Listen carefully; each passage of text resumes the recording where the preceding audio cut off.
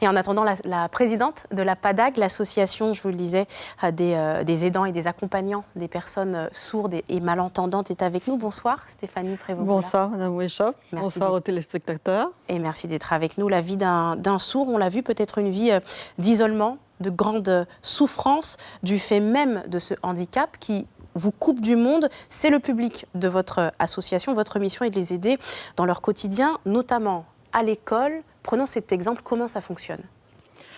Alors, ça fonctionne bien.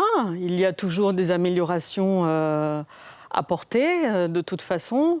Ce qui nous manque évidemment, c'est de la ressource humaine pour pouvoir répondre à tous les besoins. 45 salariés, 8 bénévoles.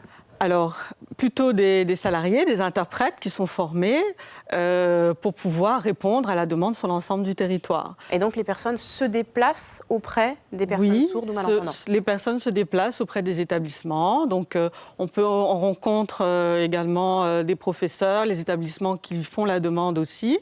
Nous avons aussi déjà dispensé des cours de langue des signes auprès des enseignants également.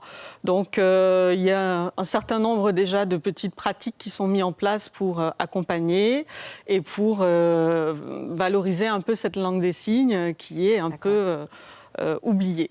L'éducation, c'est un gros problème. À titre d'illustration, une seule Guyanaise sourde a obtenu son bac, car la plupart des jeunes sourds ne sont tout simplement pas accompagnés durant toute leur scolarité avec un traducteur au sein même de leur classe finalement.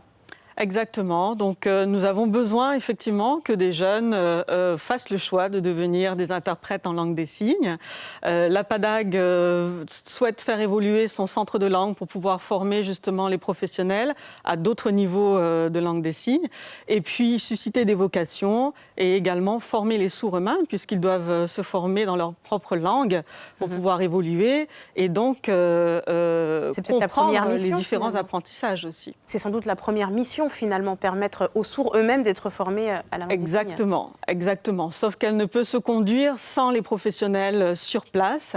Et donc, il nous faut les former obligatoirement. C'est un appel lancé aux professionnels. Alors, les professionnels, effectivement, c'est un appel aux jeunes pour qu'ils fassent ce choix. Et les professionnels, je sais que parmi eux, il y en a qui ont déjà fait le choix de devenir interprète. C'est quand même une formation très lourde. Et évidemment, il faut se déplacer en métropole et il faut des fonds. Alors, il n'y a pas de recensement. On dénombre environ 140 sourds connus, essentiellement sur le littoral. On imagine bien la détresse des jeunes, notamment des communes de l'intérieur. Exactement. Donc, effectivement, nous avons un défaut de statistiques, mais qui est pris en compte en principe par l'ARS. Il y a déjà, il me semble, un appel à projet qui a été lancé. Mais c'est tout un ensemble. Ça rentre dans tout un ensemble. Donc, à partir du moment où on aura les statistiques, on pourra agir bien comme il faut.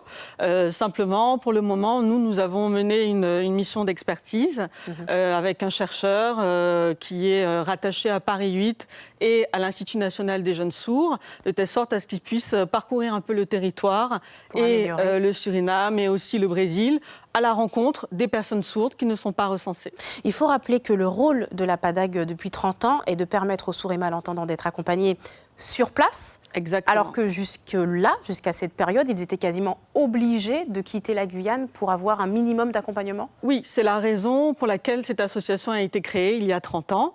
Et donc aujourd'hui, nous souhaitons continuer ce combat pour pouvoir permettre aux sourds de se former ici et d'avoir un autre projet de vie pour devenir aussi créateur d'entreprise comme Madame Nadine Néo, je crois.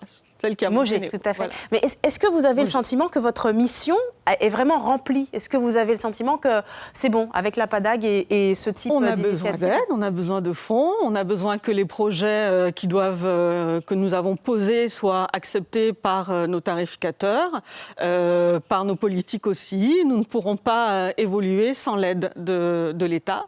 C'est clair.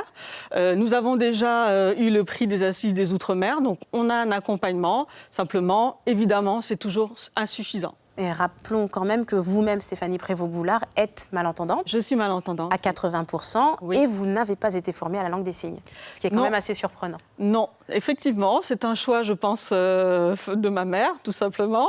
Mais là-dessus...